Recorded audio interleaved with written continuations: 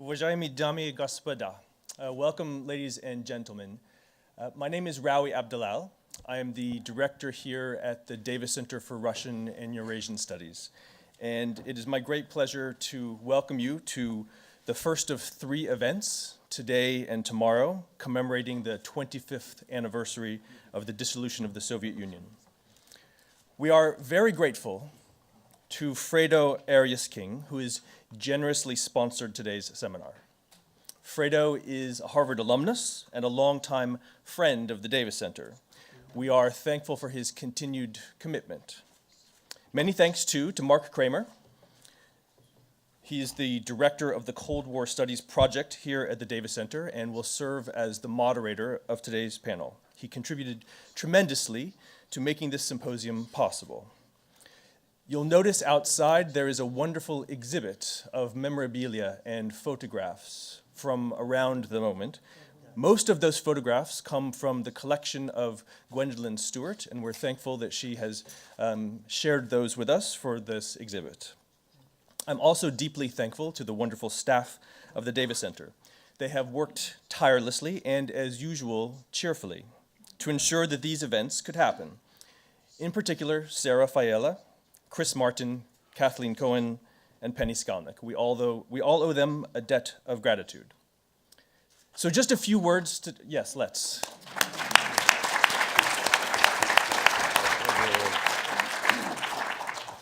Just a few words of introduction. Today we take a moment to recall just how we got here, just how we got into this world in which we live, and reflect on the broad trends and moments of individual agency that created this world.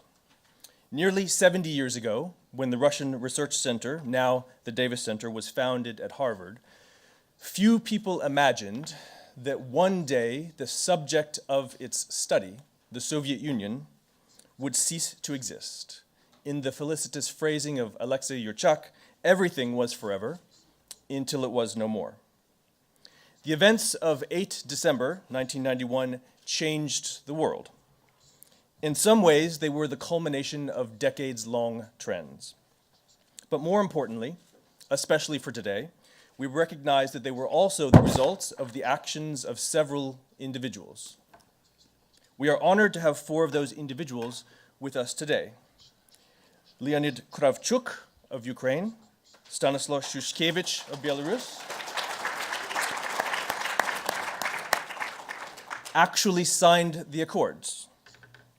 Although Russia's Boris Yeltsin is no longer with us, his 2 chief aides, Gennady Burbulis and Andrei Kozyrev, have also agreed to talk with us.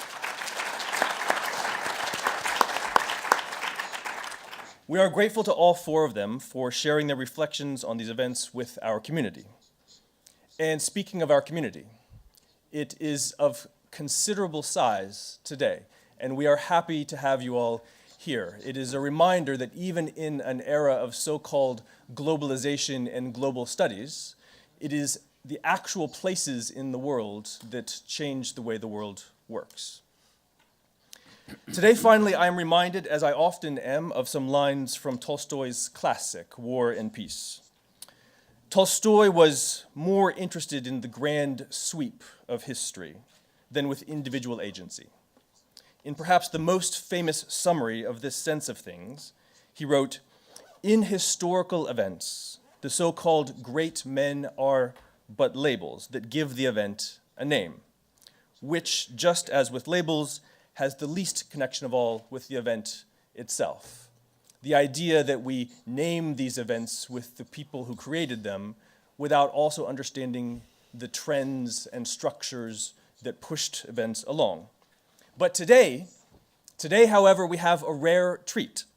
For today, we have an example of a moment in which Tolstoy's emphasis on the broad sweep of history is wrong. Today, we will discuss a moment when it was the individuals who mattered more, and the great men are much more than labels. They were deeply connected with the event itself. Здесь мы сегодня приветствуем наших гостей, о которых можно сказать, что они изменили ход истории. Давайте послушаем их. That is, today we have a chance to hear from our guests, about whom it could and should be said that they changed the course of history. Let us then hear what they have to say.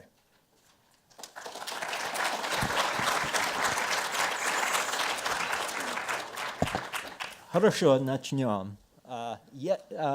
Во-первых, я дам слово. First of all, I would like to give the floor to each participant.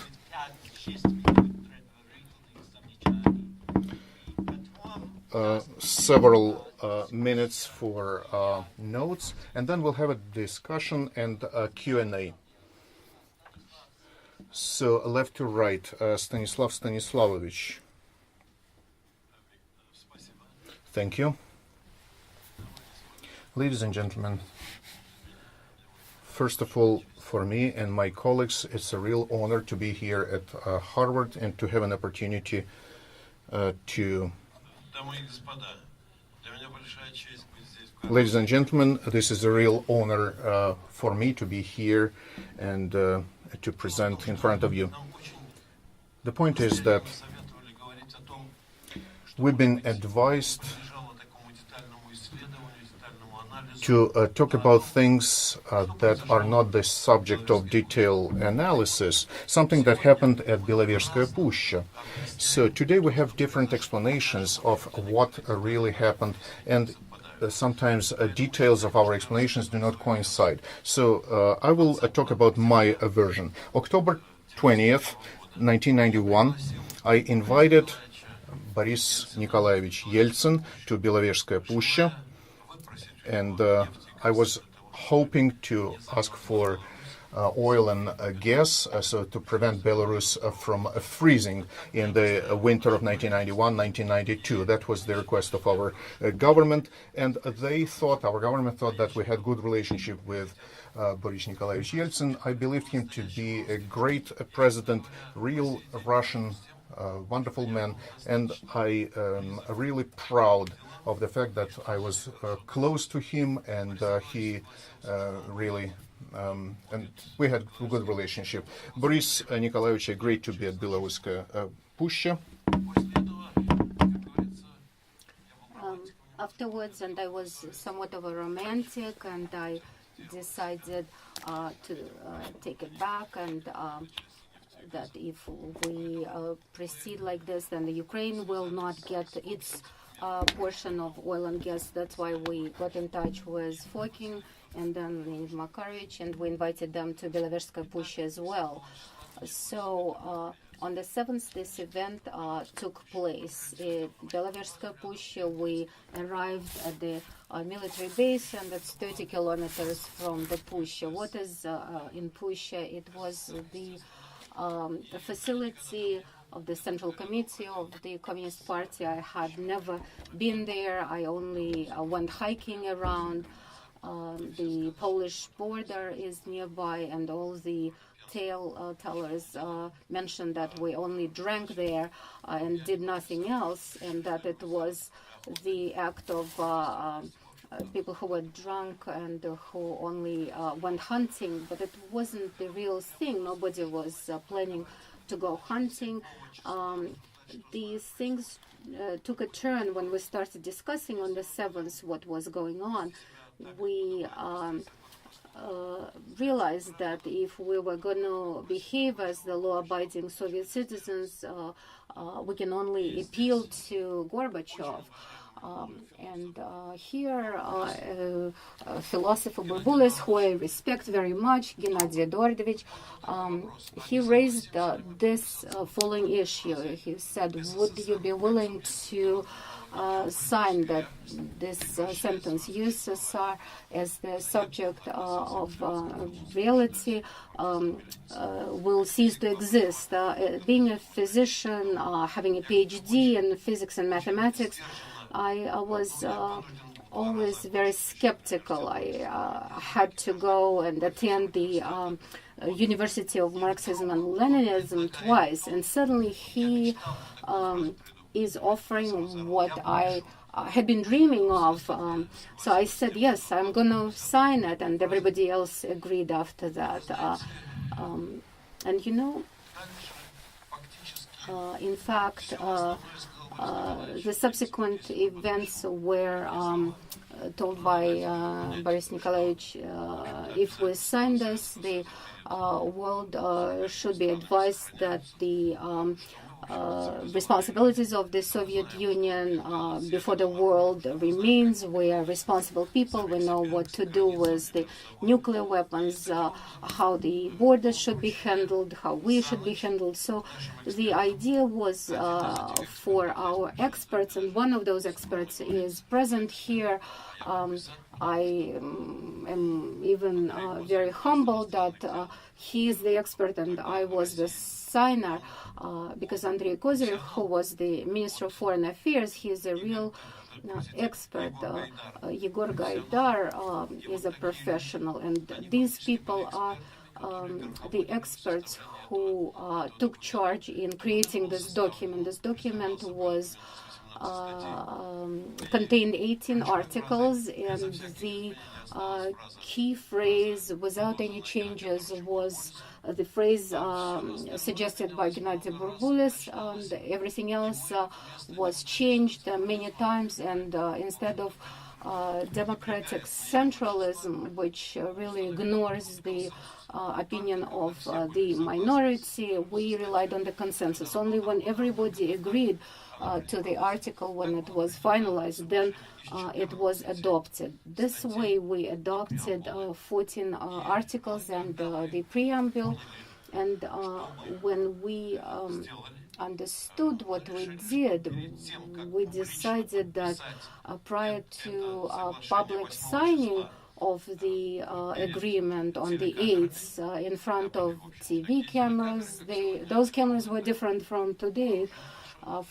They looked like pieces of armaments, small pieces of armament. But we decided to call President Gorbachev, and Yeltsin assigned this to me. He said, you are friendly with Gorbachev. It was a semi-joke, but I and Leonid Makarovich said, we are also the majority, so you call Bush. I called Gorbachev, but it took me a while to explain to him who I was. But when this call was taken, it turned out that Yeltsin, who called the White House much later, and Andrei Kozyrev, who was interpreting over the phone, it turned out that his call went through much faster than mine. The most instructive phrase that came from Gorbachev when I mentioned to him that we were going to sign, he said, did you think about the view of the international community is going to take it? And I said, you know, President Bush is viewing this quite positively. Against his usual address, Gorbachev stopped using the informal address, talking to me, and started using formal one. We also wanted to invite Nazarbayev, but he tried to avoid it. He mentioned that he was planning to come, but as Gorbachev later explained, he was promised a high post in the new Soviet Union. It's the so-called Oriental manipulation. So in any event, he never came. It was good that he didn't come, because he mentioned many times that he wouldn't have signed the agreement, but on the 19th of December, he said that he didn't want to join the agreement, but he wanted to be one of the founders, one of the creators of this agreement. Nazarbayev, up until this time, thinks that it was signed on the 21st of December, although it was in fact signed on the 8th of December. That's all I have for you. Thank you very much, Stanislav Stanislavich.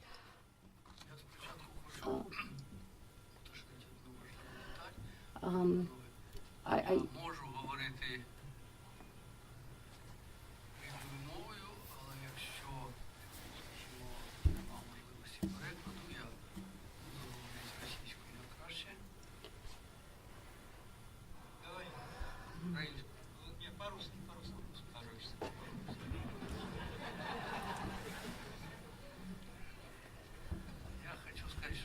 I'd like to say that Ukraine in 1989 started the well-known movement. It was the Ukrainian movement Ruch, where the Ukrainian people announced to the whole world that they didn't want to be part of the Soviet Union any longer. And we started those historic, without overemphasizing, historic movement to create a sovereign, independent, unitary state. And by the way, in 1991, Ukrainian people conducted a referendum and they voted for the independent state. We got 91%. I think that this is a historic event and it demonstrated the will of the Ukrainian people. So I'm really thankful for being introduced here today, that these three people, the three of us, were instrumental in deciding the fate of the world, but I was just the instrument of the Ukrainian people. I should come closer. It's not my fault, it's the microphones.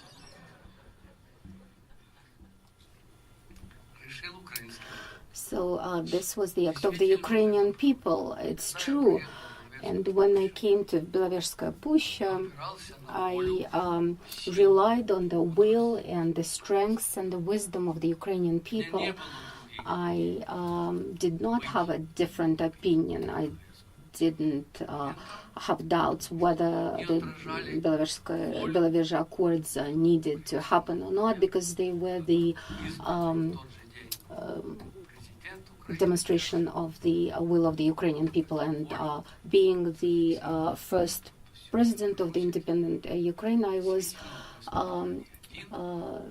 the sign, and I'm very proud that I wasn't alone, that my friends supported me, but I was the leader of this idea of the Ukrainian people. This is first point. The second one is that several things were discussed, but the most important one was what is going to happen to the Soviet Union. Everybody understood at that point that the Soviet Union was on the verge of collapse. A lot of events in the Baltic republics, in the Caucasus, in Central Asia contributed, but the key objective for us was not to allow that millions of people would be buried under the collapse of the Soviet Union. So millions of people, the party members, council members, security forces members, 45 million people altogether. Obviously, there were people who could defend the Soviet Union, but when we sat down at the table and started talking in Belovezhskaya Pushcha, and when we started reviewing these documents and the proposals, we had no doubts that the Soviet Union could no longer exist. It became unmanageable. Gorbachev pretended that he was leading the country, but in fact, it was really unmanageable, and we could all feel it. We made different proposals, and by the way, Boris Nikolaevich, after Sakharov spoke at the session of the Supreme Soviet, proposed a confederation instead of the federation, but Gorbachev declined this proposal because he only had one question for us: who will be the president? And naturally, Boris Nikolaevich answered with humor, what do you think, Mikhail Sergeyevich? We'll take turns. He looked at us and said, no, there's only one president. So this idea failed, and as a result, we had to find a solution and create the government, create the country based on the will and wisdom of and the historic past of the people. I, by the way, have this document in front of me that is a testimony to the wisdom of the Ukrainian people.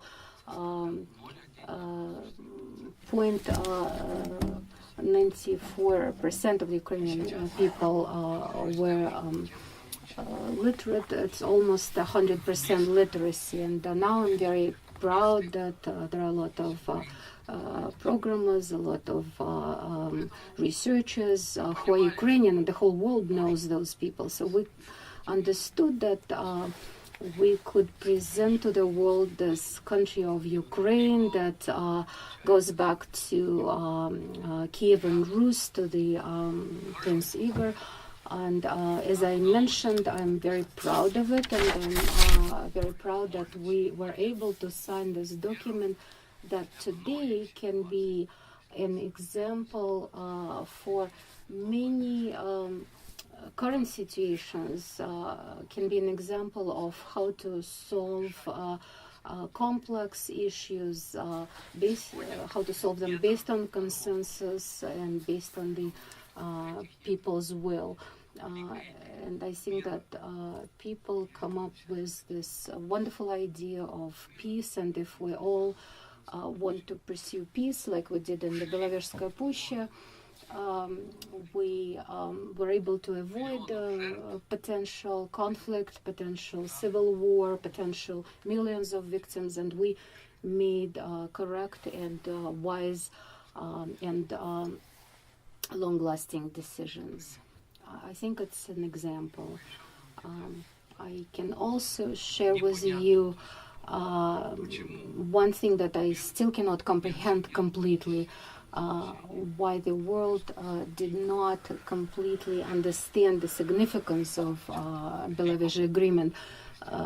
So I think that our meeting at this great university, Harvard University, will be yet another step demonstrating that complex situations can be resolved in somewhat easy and uncomplicated way. So this was demonstrated in the 20th century during the meeting in Belovezhskaya Pushcha by Belovezh Accords.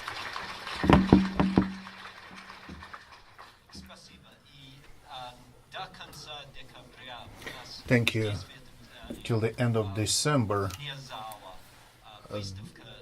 in the lobby, you may see the exhibition dedicated to all these events, and you can see the pictures of the Ukrainian referendum and many other events that we're talking about.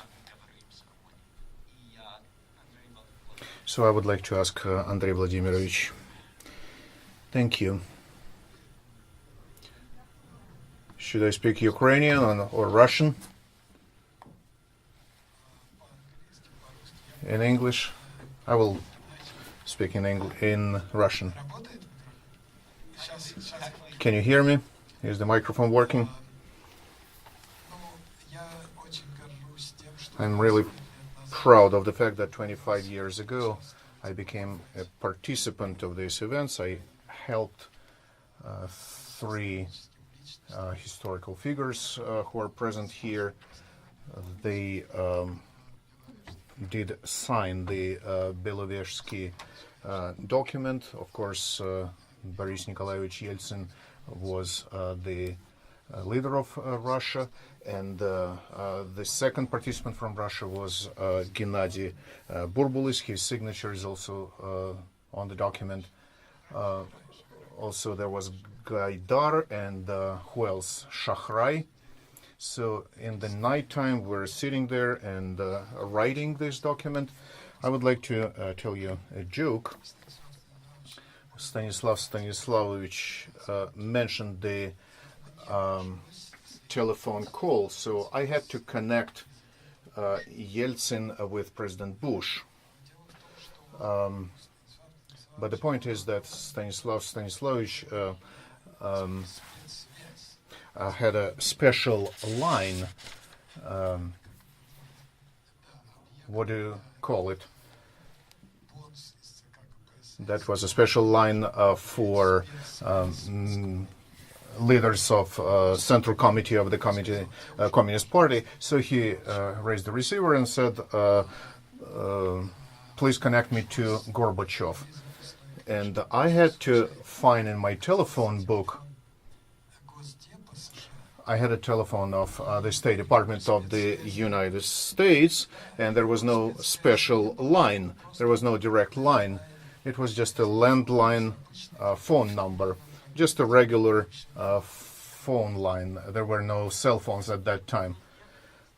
That's what we thought, but the State Department knew that it was a special line. Yes, of course, of course. Everything was organized by the State Department and the CIA, of course, but I haven't been told about it. I haven't been told that the State Department and CIA had organized everything. So I just had to use a regular landline, just the city phone from Beloverskaya Pushcha, not even from Minsk, but from the country. It was just a village, Vaskuli. Yes, Vaskuli is the name of the village in Belarus. And of course it was a miracle, especially considering the fact that it was Sunday in Washington, D.C. It was already Sunday evening. And the young lady who answered the phone at the State Department, she worked there in the nighttime. She was just a telephone operator at the State Department. And it was hard to explain to her who I was and what I wanted. You can't even imagine how difficult it was. At the end, her first reaction was, of course, she wanted just to hang up, because he's not responsible for talking to all crazy people who call. So I used up all my Ukrainian language and Russian and every word I knew. So finally I convinced her to connect me to a diplomat on duty. So the diplomat on duty listened to me, and he said, what a idiotic joke. So 20 times I was switched back and forth. So finally I got a connection to the White House. I don't remember exactly who exactly it was. I think it was the President Bush's aide. He knew me and he even recognized my voice, but there was a complication. He said, okay, I will connect you. I understand everything, but give me your phone so that I could call you back. Because the president, I don't know when he's going to pick up, because it's Sunday morning, late night actually. So I will connect you, but give me your phone number to call you back. And I panicked because I didn't know the number to call back. And nobody knew the number. Even Shushkevich didn't know the phone to call. And I was running there and asking people, does anybody know the phone number here? Nobody knew. Because party leaders used the special line, and this phone was only for the personnel.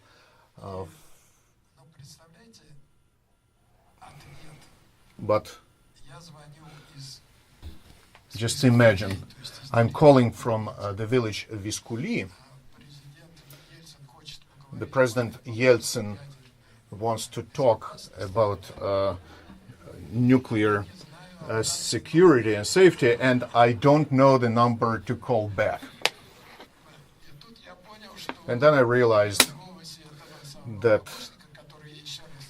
even the person who I was talking to, the aide, so he hesitated, and he finally said, Andrei, is it really you? And I said, yes, it's really me, believe me. Probably I said something. It's too. Наверное, я сказал что-то еще. Короче говоря, разговор состоялся. To cut this long story short, the conversation did happen, and I told you this anecdote to illustrate how the Soviet Union disintegrated. Even if the leader of the republic, using the special line, it took him longer to connect to the president of the USSR, and I was able to use a regular landline and to talk to the president of the United States, and it took me shorter time because we started at the same time. No, actually, you started before me. Yes, I even started earlier because they were arguing who's going to call Gorbachev and who's going to call Bush. It was absolutely obvious because I was the foreign minister, and I spoke English. So nobody else was able to do that. So I started before. So this bureaucracy, this red tape, and the attitude towards the republics from the central leadership of the Soviet Union led to the disintegration of the Soviet Union. And the second thing I would like to mention, and also Leonid Makarovich underscored that, the fact that the document beyond the first sentence that was really compiled by Gennady Burbulis, that the Soviet Union ceases to exist. Nobody remembers this document and nobody reads it. But if you read the whole document that was compiled by Gaidar and me, you will see that there are many possibilities and there are many ideas that allow not only prevent the catastrophic disintegration of a country like it happened in Yugoslavia right before that, because there was bloodshed in Yugoslavia. So the Soviet Union, there were no conflicts in the Soviet Union. Only 25 years ago, Russia decided to break this rule. But otherwise, it was a peaceful divorce. And moreover, there were new ideas. For example, the absence of visas. So people of the former Soviet republics were supposed to be able to enter each other's countries without visas. So there were many ideas, and some of them did work, and some of them are still in action even today. So that was the document not only about the disintegration of the Soviet Union, but that was the document that created the Commonwealth of States, and there was a mechanism of collaboration and integration between the countries. So that was a great document. Thank you.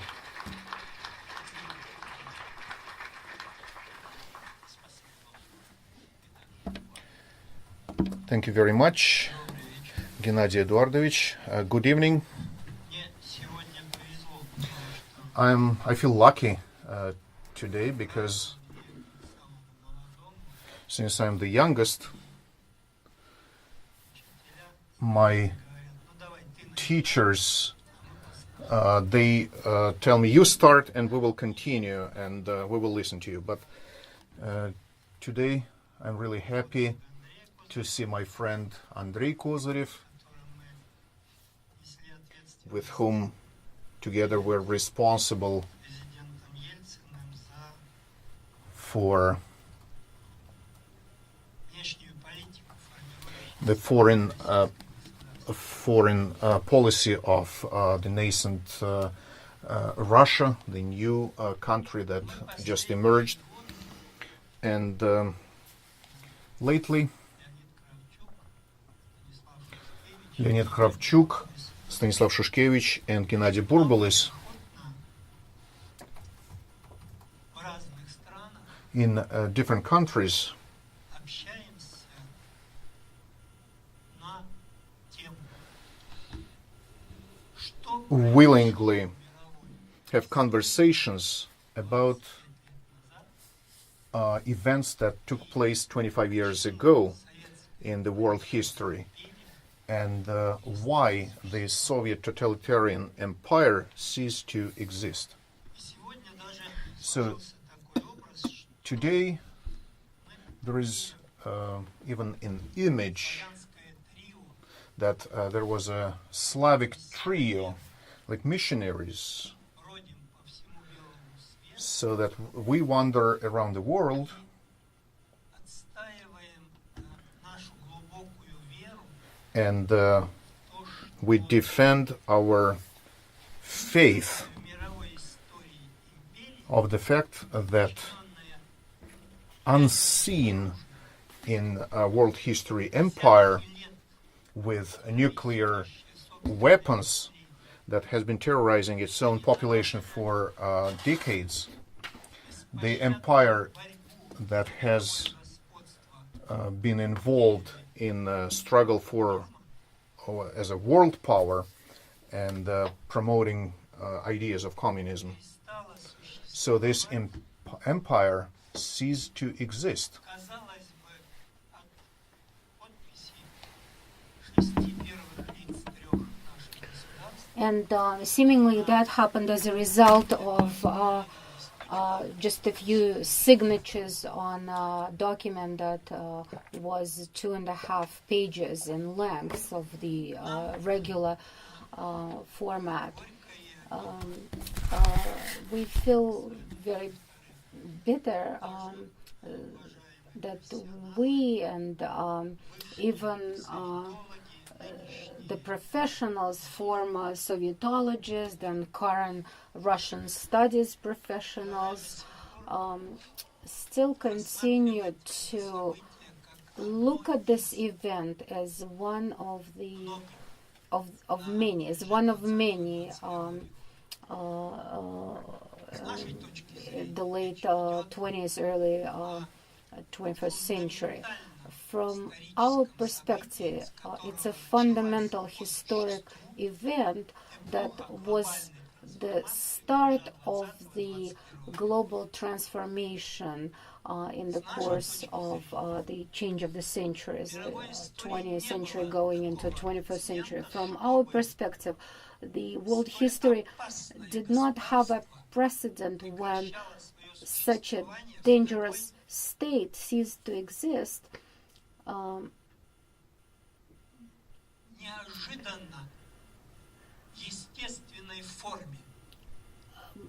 In such an unexpectedly natural form. Эту историческую And this historic role, сегодня называем Беловежский консенсус. we ourselves call this historic role Belavej consensus. We are the proponents of this consensus strategic global system Разным причинам 25 лет that for various reasons have not been successful in ensuring mutual understanding or conflict-free resolution of those complex issues.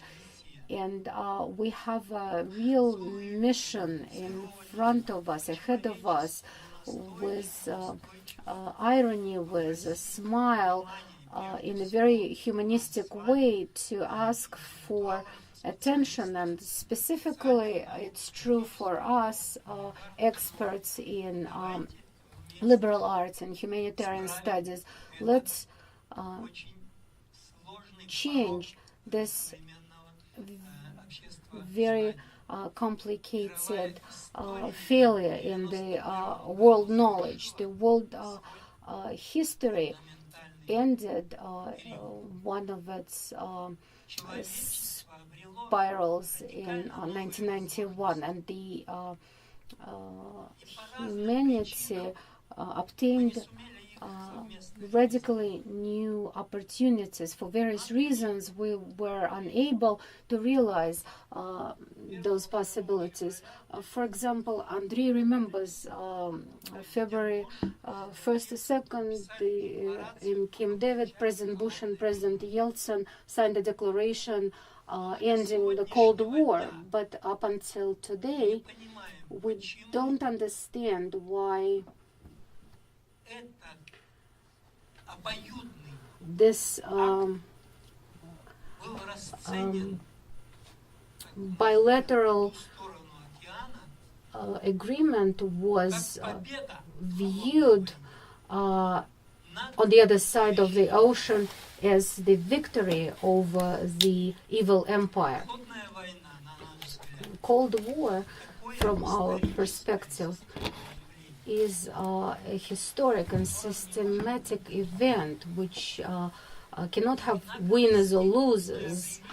принципиально новые возможности, We both obtain new possibilities, new vision of the future on both sides, the vision of второе. our global world. Именно там, 2nd, декабря, on было принято December 8th, фундаментальное историческое решение о том, что fundamental historic decision was made that Ukraine, Belarus, and Kazakhstan are voluntarily giving up their nuclear arsenal, and Russia becomes the это было закреплено 23 successor of all the obligations of the Soviet Union. It was later approved by the United Nations, and Russia becomes the member of the UN Security Council, and all the countries become members of the UN. Let's imagine for a moment that today in our beloved Ukraine, or in our beloved Belarus with its difficult and complicated history, in Kazakhstan, just imagine for a second that they have nuclear weapons. по разным причинам Third point I wanted to make в is университетских кругах when we meet people at universities in different countries for various reasons. Oftentimes we have to СССР prove that Russia is not USSR, that такая же жертва current Russia and Russia of 1991 is a victim of the Soviet totalitarian system, just like many other countries, including Eastern Europe and including dozens of other countries in Asia and Africa. оказывается мы со своими It turns out that постимперского we, with our issues and problems of post-empire development, we continue ответственность to be responsible for the Soviet totalitarian empire period with сохраняющимися сегодня угрозами. all its currently existing threats. And finally, Мы будем делать все, что будет в наших силах, we will do our best. We will do all we can консенсусной практики in order to осуществить в декабре 91 года был сегодня, даже спустя 25 лет, proliferate the experience that we achieved on December 8, 1991, to make sure that the lessons of this consensus practice will be studied and analyzed and can become the basis for all of us и те угрозы, to сегодня meet the threats and challenges that we obviously have in the world today. убеждены, надо we are convinced отказаться от that прямолинейной we трактовки need to give up надо научиться direct мыслить analysis or уже масштабами 21 века. non-nuanced analysis of the problems that exist. We need to think in terms of the 21st century. And I'm expressing my own opinion for various reasons in Russia and in many countries, many leading countries of the world. We continue to judge today's situation by 20th century standards. But this is a part of history У now. нас сегодня вызов We have moved forward. неопределенности Today we have по привычным схемам. indeterminable threats, and the analysis is the same: strong, weak, reliable, unreliable. We have a lot of challenges today, and they're very diverse, but the decisions a lot of times are based on non-nuanced approach. We А она are not порождает living in the качественно новые последствия. epoch of Одни из них это национальный фундаментализм. capitalism, and there are a lot of challenges such as fundamentalism, social and ethnic radicalism, Это обращает внимание, but когда we уже only вызов этот приобретает pay горячую форму. attention to it when it becomes Очень и очень надеемся, что very acute. высочайшие So let's do it, and we are hoping that the intellectuals at the Harvard universities of the highest degree, together with us and with our liberal arts experts, let's try to change the understanding of the current world. еще не диагностированной ситуации.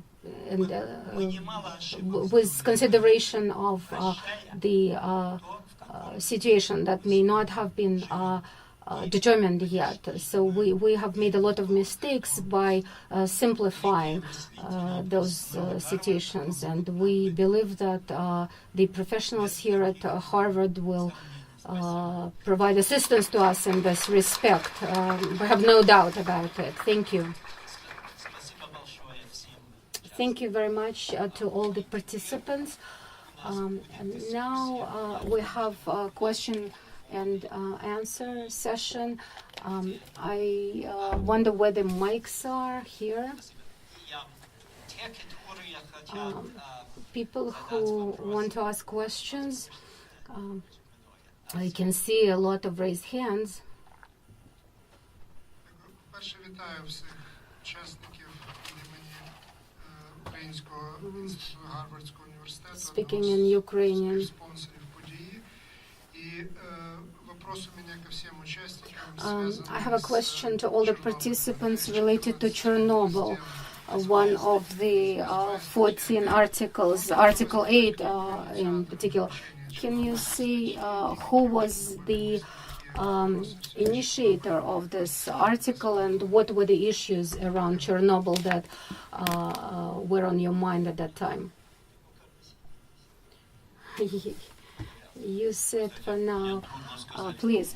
I cannot tell you who was the initiator because the experts proposed this as one of the articles, and I think that during the discussion on the 7th, it wouldn't be possible to sign this document without mentioning Chernobyl. 70% of radiation ended up in Belarus, and a lot of unknown facts had a very bad effect on Belarus. I worshipped Gorbachev, you know. When Perestroika started, he was able to answer reporters' questions without people. But when как спасаться от he didn't raise the question of what to do about Chernobyl, although this issue had been raised in Sweden, in Scandinavian countries.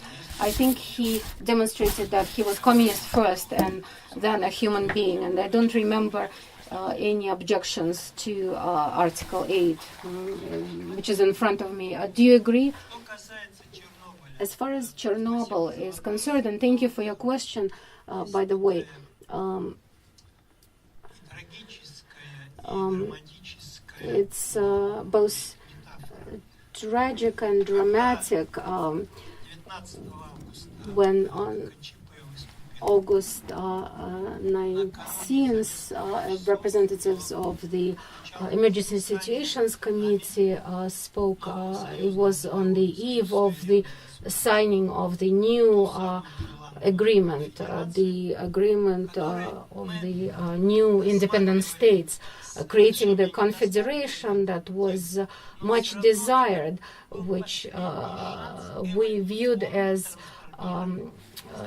faulty, but it was our last opportunity to transform the Soviet Empire into something new. So I said that the speech of the Emergency Situations Committee was the political Chernobyl. Why did I say that?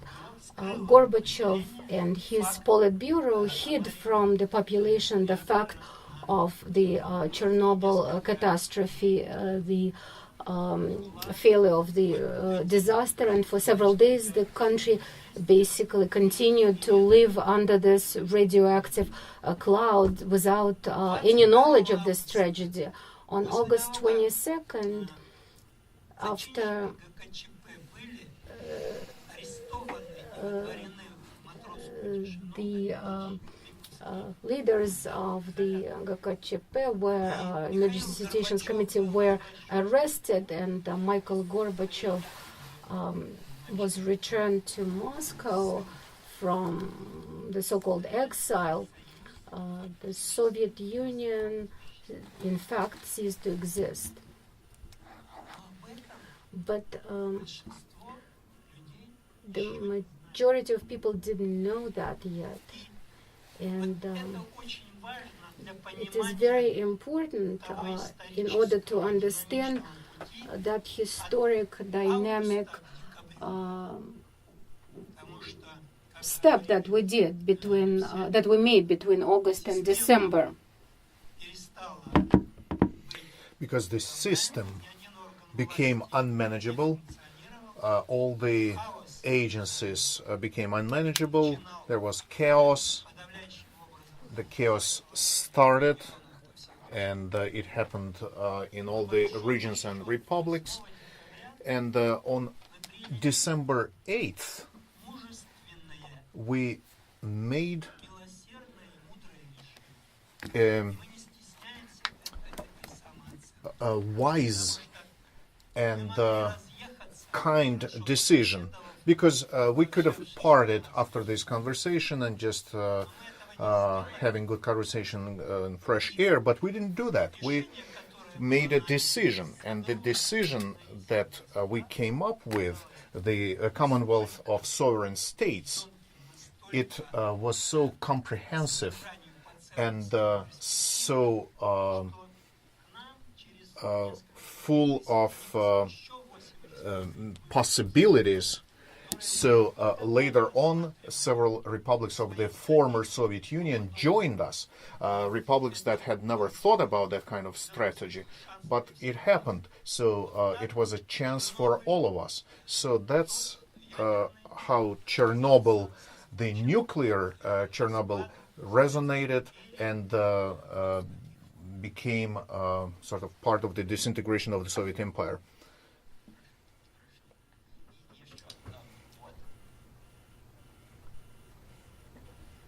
Спасибо. Алексей Тузиков, Thank you, Alexei Tuzikov, управления. Harvard School of Management, Хотел спросить у вас, Harvard School of Government, I'm sorry. после этого подписания, после этих событий, After the которые, в принципе, сейчас events that we're discussing, certain trends started, and now we can sum up what is the result. Not talking about optimism and expectations. Now we can sum up of what happened. Basically, as far as I understand, happened something that could have been predicted initially. So, if you part brothers, they become weaker. So,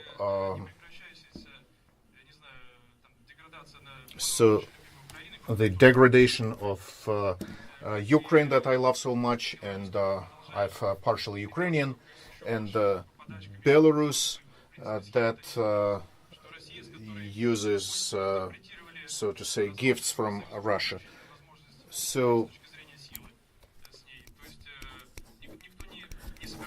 nobody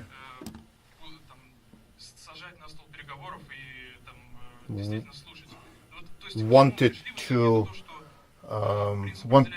them to participate in the negotiations.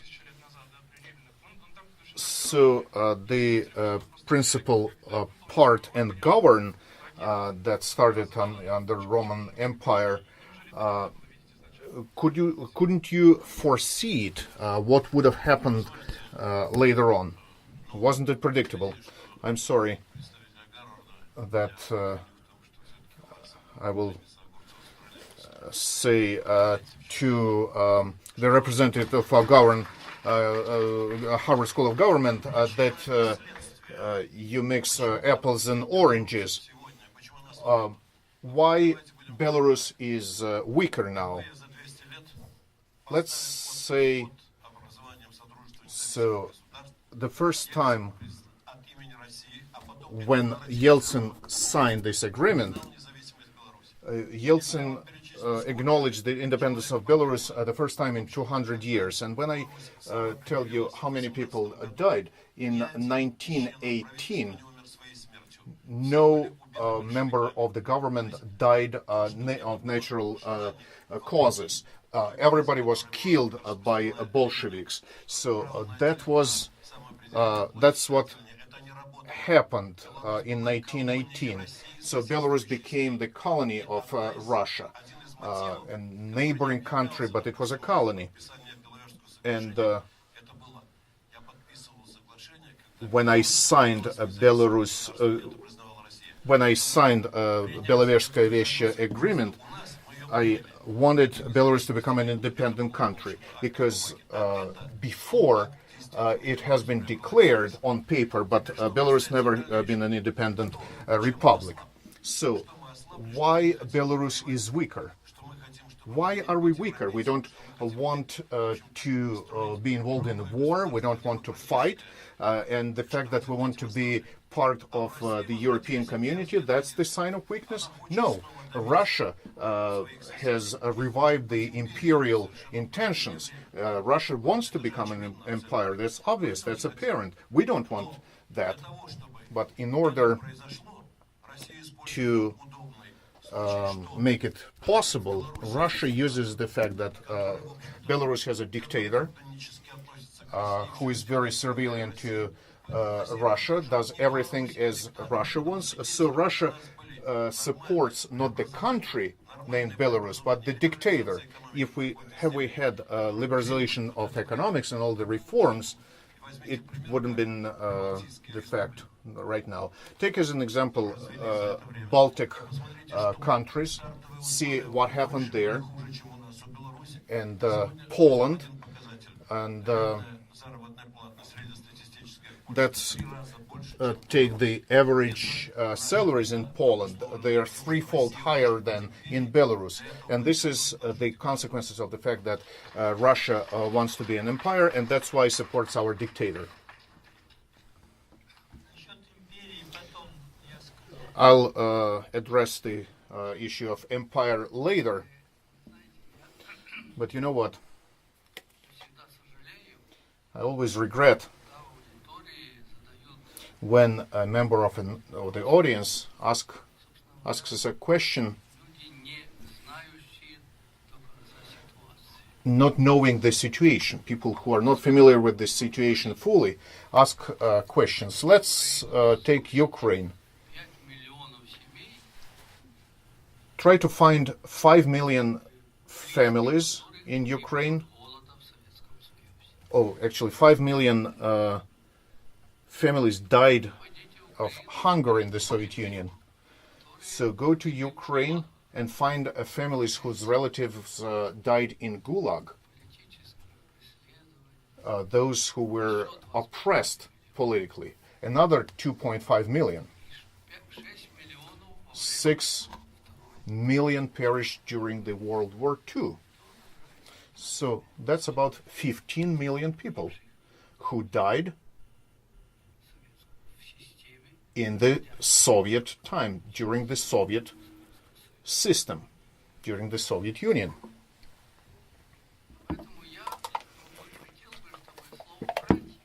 And that's why I want you to forget the word brothers. Brothers are people born by the same mother, or maybe cousins. They're related. This is natural. But brothers in politics, this is an illusion that was created by the Soviet Union. We have normal relationship, but if we start talking about countries as brothers and sisters, immediately we talk about older brothers, younger brothers, and so on. If Russia is our older brother, then we're an elder brother. So today an older brother beats younger brother in Donbass, annexed Crimea. Yes, it's been an action, and it's been recognized by the whole world. They interpret it in a different way, but this is an action. So, of course, there are doubts in science. There are interpretations, but I would like to invite you to come to the country, talk to people, and see how people live, and you will understand that Belovezhskaya Pushcha agreement, that wasn't a subjective decision made by several people. That was a natural act, and it was an objective process of a disintegration of a system that couldn't exist any longer. The system that oppressed and killed people, that had an ideology preventing people of thinking and believing. People could believe only in communism. And people didn't want to live any longer in these systems. So the movement started not from the leadership, but from people, from the masses. And we just embodied the will of people. And I think we did it effectively. As Mr. Burbulis said, we did it through consensus. And I hope that consensus continues in the future.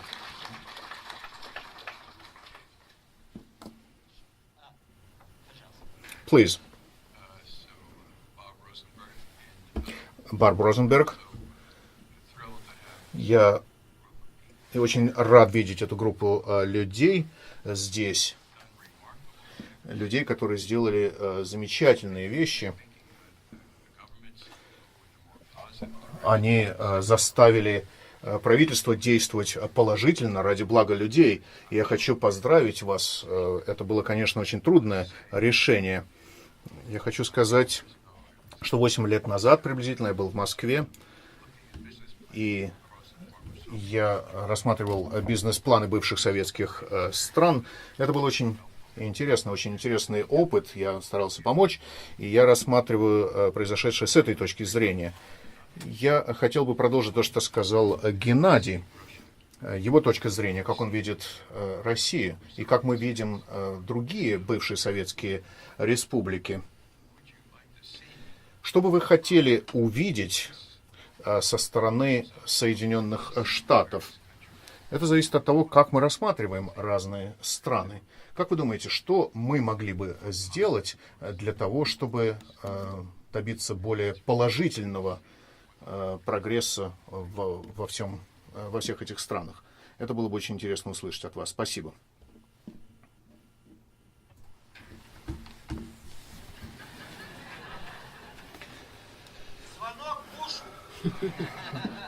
Telephone call to Bush.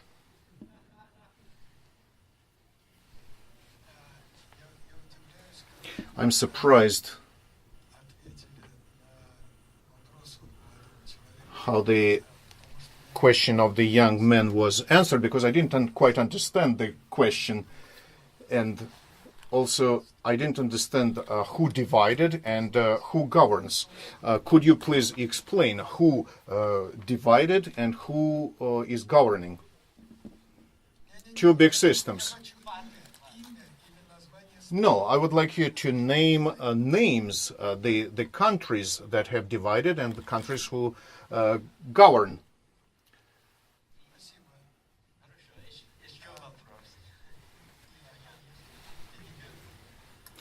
Another question.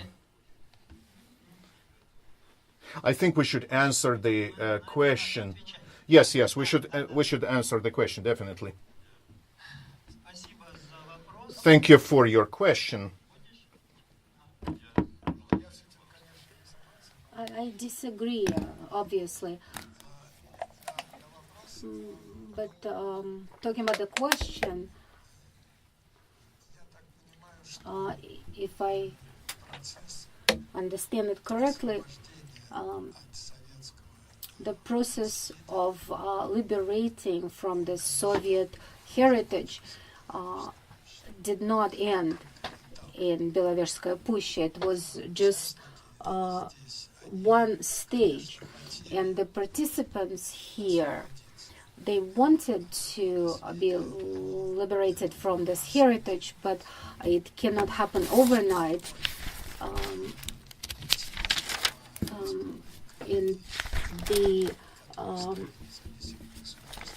ways of development of the republics that became independent states were very complicated. And for example, Ukraine, from time to time, or more regularly, I would put it every 4 to 8 years, overthrows its failed president.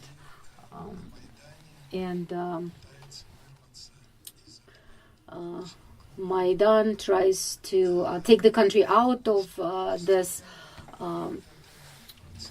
situation, and I think that the process, despite all the difficulties and challenges, is moving in the right direction. The Ukraine is trying to abandon its Soviet past and join Europe, despite all the issues such as corruption and others. And Leonid Makarovich was at the outset of those efforts.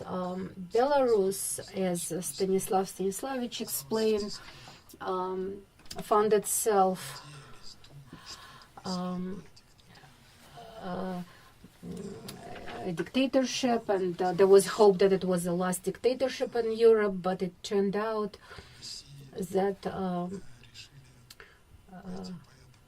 Russia followed in its footsteps, especially in recent time, and unfortunately we see that Russia also is very far from being out of this Soviet mindset. Obviously, it's a key factor for the whole post-Soviet region. And when the ratification of the Belavezha Accords took place, I was asked, I remember I was making a presentation, and I was asked by the representatives how I view the future, and I told them, honestly, it's in the protocol of this meeting, that I told them that it will depend on you, on what you do and what we do in Russia. If Russia chooses democratic way of development, the other countries, including Asian countries, will follow in our steps, willingly or unwillingly, especially countries like Ukraine and Belarus, very quickly. And it would be great, because for us, even in geographic terms, it's the bridge to Europe. If you look at the map, the farther Ukraine moves towards Europe, the better it is for Russia economically and culturally as part of Europe.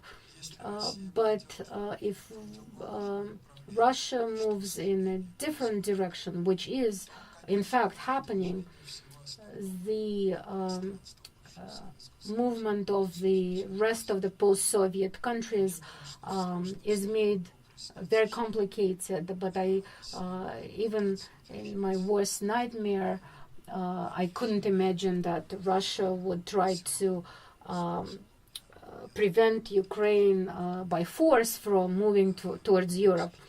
I couldn't even imagine that, but that has happened.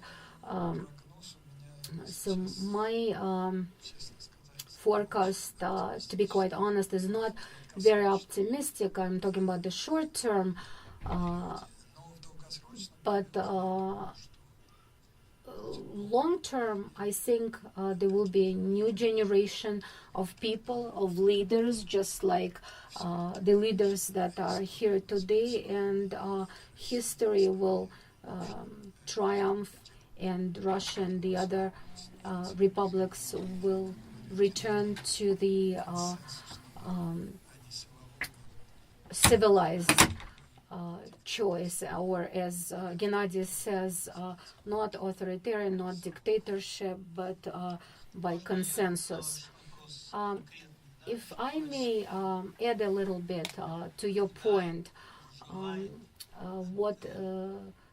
to the point of what Russia wants from the United States or expects the United States to do. In order to answer this question, to answer it directly and to the point, we need to diagnose the situation. You know, to diagnose the situation just like doctors diagnose a patient. And the diagnosis, in my opinion, has not been made yet. Hasn't been made in our country or by intellectuals or politicians in the United States or by European elites. The empire fell apart. There were good reasons for it, historical reasons, but the primary reason was that in 1917 that empire was created by force. It was created as the result of the civil war, when brothers killed brothers, and this anthropologic experiment ended in this tragedy. It was rotten at the core. In 1991, the empire fell apart, but the imperial mentality as this deep malaise, social and cultural and ethnic conflict that was constantly brewing deep down inside there led to the current situation. And today the situation is very far from the imperial ambitions of President Putin and the elite that supports him. Those ambitions, usually ambitions are a positive thing or a good thing. It's striving for a goal, for achievement. But we're not talking about ambitions here. We're talking about the syndrome of the empire. It's very deep and systematic malaise of the society, traumatized, split apart. I could even call it phantom pains. And when the current regime receives support only because it follows the tradition of the old Soviet Empire. This malaise, this disease is revealed. And again, I'm expressing my point of view.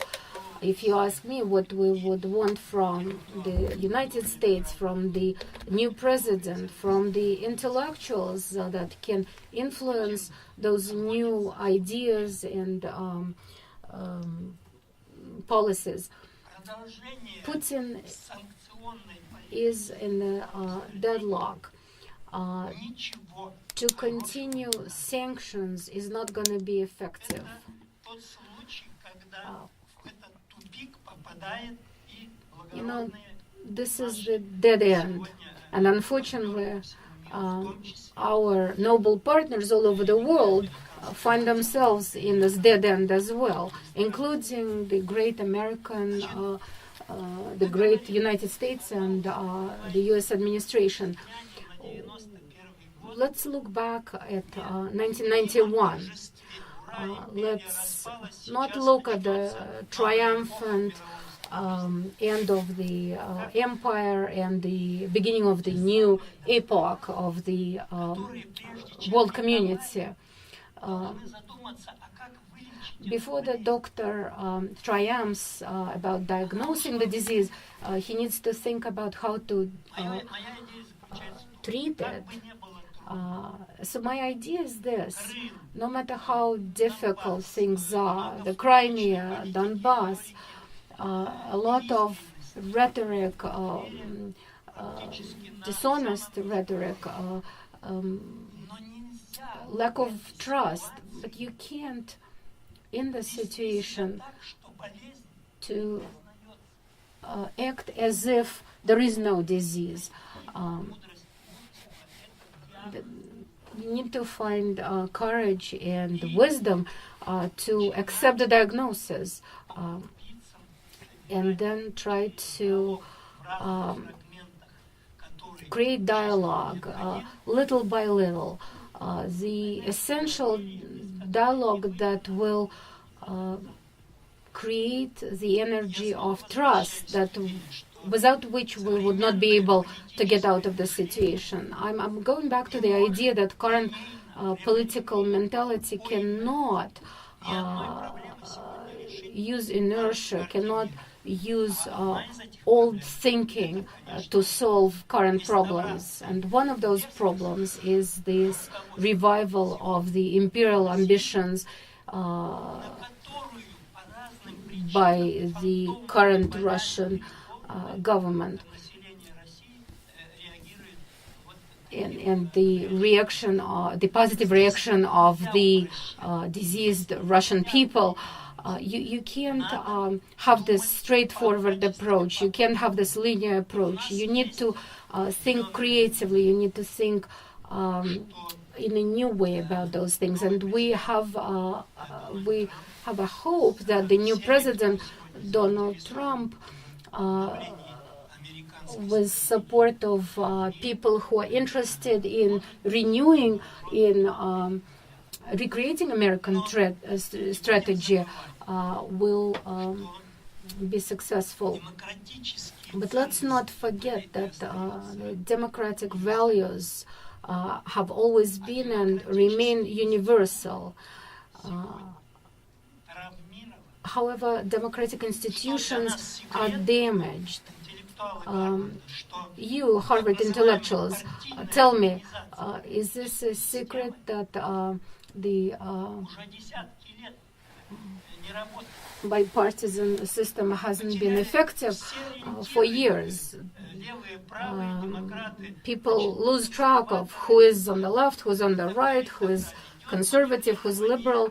There's a lot of manipulation of the voters to achieve certain goals and certain interests, but выборы показывают и не there is no future in that. And the elections, not only in the United States, the elections are coming in France, and they're going to go through the same thing. The same processes take place in Britain, and the same processes take place in Russia.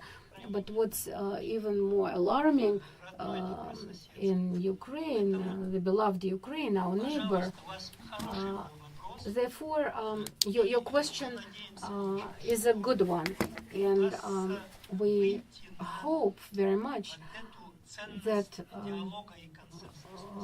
people will realize the value of dialogue and consensus. Victor Hugo said something to the effect that there is a thing that's stronger than all the armies of the world. It's the idea that is timely, whose time has come. So I think that's what I'm trying to convey. There is time for the idea of consensus, because no army of no country can solve those issues by bombing or by undermining. You cannot solve anything by force. The world is different.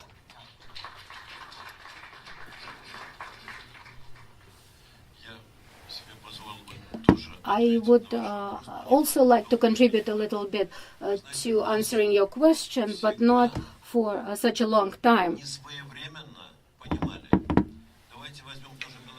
Let's take Belarusian agreement. President Bush was against that kind of approach. He didn't. He advised us against it. Your politicians, great politicians, Kissinger, for example, he said, "Don't help separatists. Help the center." It means stay the empire and oppress all the all others. In Europe, they didn't understand that either. Mitterrand said, "Don't lead a country to anarchy," and the United States, for some reason, thought that intellectual potential of Poland and other Baltic countries much higher than ours. So we're not supposed to get similar aid like Poland. I talked to Senator Lugar. I was fortunate to meet him yesterday, and I reminded him about Lugar-Nunn law about disarmament to make the world without nuclear weapons. That was the law against those who resist disarmament. So in those difficult moments when we were trying to build a democracy, if we had a better attitude like Czech Republic, Poland, and Baltic republics received, it would have been much better for us, and we would have been in a better place now. But we're very grateful to the United States for the Radio Liberty and the Voice of America for the very steady position. There were no fluctuations and no hesitations like in the Soviet Union, but in the European Union. But we have to take it very seriously that people are not in a primary state of being, but they're very well developed and educated. Yes, it's a very serious question, and I think being in the United States and other countries, we always have to answer this question. But the whole humankind tried to answer the same question after World War II. The United Nations, the European Union, and so on. So they found several solutions.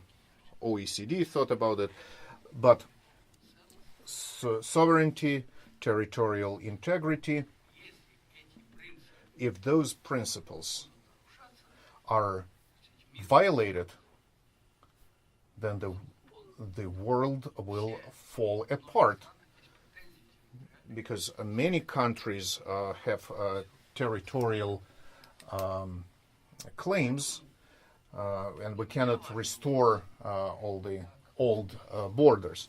So the question is how states, how different countries take these primary principles. So So if today someone recognizes annexed Crimea, then we're talking about completely different things. Then Ukraine must recognize that it cedes its own territory. If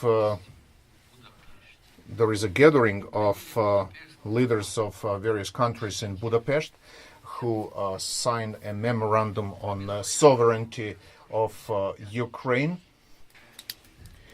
and as a result,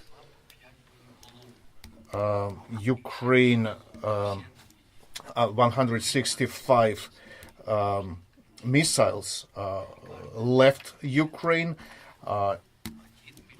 Each missile had 5 heads, and each missile cost us $1 billion.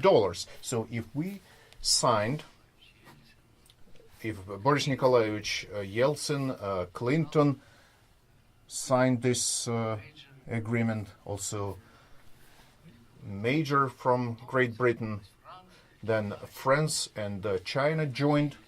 So we were hoping that this international document will be fulfilled, and countries will fulfill this document. But Russia just announced that it's not going to follow this agreement because, in Russia's opinion, fascists came to power. But in our opinion, barbarians come to power. So what should we do? Just start war? So if the question is, what would be our advice to others? It's very difficult to give an advice, but you shouldn't violate agreements. I always believed, and I believe today, that the United States is the line for fulfilling or not fulfilling international agreements. And I would be very confident that if someone violates international agreements, there is a country that would stop it. There is a power that would stop it. And if there are voices telling today that there is no way to restore the territorial integrity, then my question is, where are we going? To what kind of world order? What should we recommend, and to whom? What should we recommend, and to whom? Our voice will not be heard. Nobody wants to listen to us. And if today we say, okay, let's talk between ourselves, between great countries. We do respect great countries, and we understand that peace between these great countries is peace all over the world. But if, for example, in Harvard, other interests are not considered, like Stanislav said, people who are not that civilized, then the world processing, including terrorism, will continue. Terrorism as a way of imposing certain ideology. I don't believe in this ideology, but I would wish the United States and the new president of the United States to be very respectful to those things that have been done already, those documents that have been signed, and never violate principles to take over territories and kill people. Over 10,000 people were killed in Ukraine. 2 million people lost their homes, and they're wandering in Ukraine without food and medicine. There are millions of people. Every day I turn on the TV And every day траурная музыка, похорон, I hear morning music, and people are buried. во имя русского мира нас убивают. So, in the name of Russian world, they kill us, and in response, we kill others. But why should people kill each other? Because of some crazy ideas and crazy ideas become more important than human lives. But if we stand up all together and say that's the way it shouldn't be done. But that's the human nature. Someone wants to be a leader, like in a wolf pack. Someone wants to be a leader. But we're people, and we have to find humane way to restore the justice. Thank you. Unfortunately, our time is very short. Maybe it will be the last question. Very short. Thank you to all the participants of the symposium. So I would like to go back to December, the village of Viskuli, Belovezhskaya Pushcha. You were talking about consensus, and that was the key word that each of you mentioned in your presentations. I'm under impression that consensus was most and foremost the result of the fact that the Soviet Union could not exist any longer. But did you have a consensus about the future? What would happen afterwards? What would be the Commonwealth of independent states? How these countries would develop, especially in the military area? How these countries will develop independent armies? Did you have a consensus in this sense? And I would like to add to this question. After the failure of the coup d'etat, have you had discussions about the future? About the future. I will be very brief because I can give you a very wide answer. But when we signed the Belovezhskaya Pushcha agreement, there was an agreement that it was a frame agreement. We all agreed that it was just a frame agreement that didn't entail all the answers, but we made a decision that based on this frame agreement, we will make other decisions. Thank you. And then we will discuss all these decisions. So, I will be sincere and I will tell you that we didn't have a roadmap, step by step, and we didn't have all the answers to all the questions about the armed forces and so on and so on. But there was a decision that we're going to give up the nuclear armament. But I will repeat that we didn't have a general consensus about the future of the Commonwealth of Independent States. We didn't have a similar agreement on the future, like we had an agreement about the end of the Soviet Empire. No, we didn't have it. And when Belovezhskaya Pushcha agreement came to power, and different countries have different opinions later on. For example, Russia and Belarus started the customs union. Yes, that happened later, but and then they decided to found an economic union and then the custom union and so on. So they were still using the word union. So those who were supposed to implement those agreements, they were still using the word union, and they still had union mentality. And that's why Ukraine have chosen its own way. Asian republics have chosen their own ways. And what we have today, what is called China and other countries, BRICS, some or whatever. How much do we know about this BRIC? And so on and so on. Again, we believe in creating unions, organizations that are able to save the world. And that's the idea that my friend Burbulis was talking about. The idea of humanity and creation of new life of each country, each people. The idea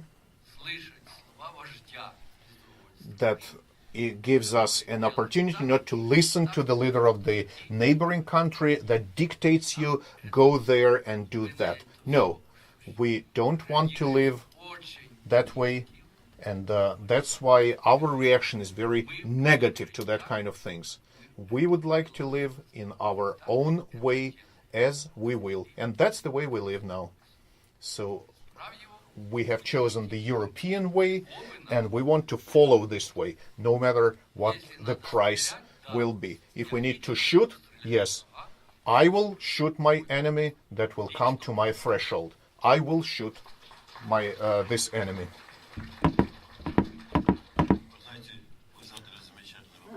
You know, you asked a great question, the question about consensus. Look, 14 articles. We had initially 18, but passed the 14. And we spent 5 hours to finalize it, to improve it, to be able to have a consensus. So this consensus approach is a very difficult process. I'm not saying we were very smart. It's not a matter of smarts. It's just a matter of patience, respect for each other. It's a very different approach.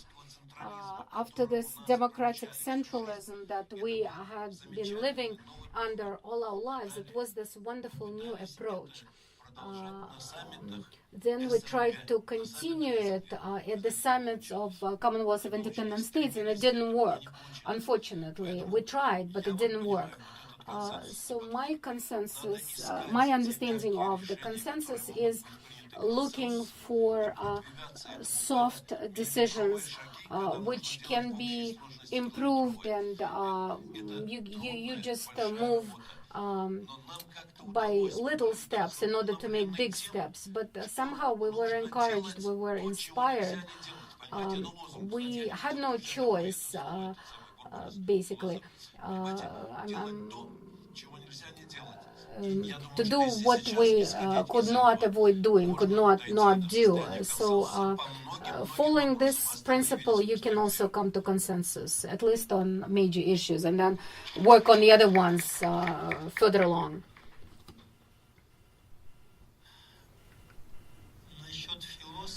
I was talking about a philosopher and philosophy. I'll be brief. Every person, irrespective of age or specialty, is a philosopher, but not at a given moment of time, but in special situations, in critical situations, as we call them. When your view of the world, view of the people, when your values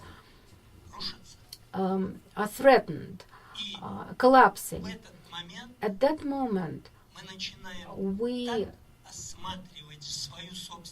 start looking back on our lives. We start to create the view of the future that makes us philosophers.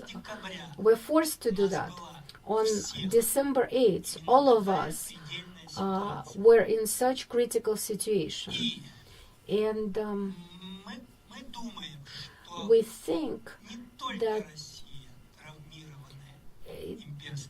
it's not just Russia that is damaged by its imperial past. It's not just the Ukraine that has a lot of disagreements, internal disagreements. The whole world, Europe, Western civilization, and other countries, we are approaching this critical moment, this critical situation when we need to become not politicians, not winners at the elections, not people who receive the support of the majority. We all are becoming philosophers, and we need to have this new mentality, a new view of the past, of the present, and of the future. And we think that it is there back in December 1991 that we were able to see the situation with such deep responsibility and with such inspired picture of the future that allowed us to have that consensus. We ensured peaceful collapse of the Soviet Empire. We avoided bloody split of the Soviet Union, and for various reasons, we weren't able to realize the opportunities that were opened by that process. But we believe that both our beloved Russia has a dignified future, and the majority of the post-Soviet republics and the European civilization and the humanity in general have this future. And I think we'll stand by this belief, and we want to thank you for your support today.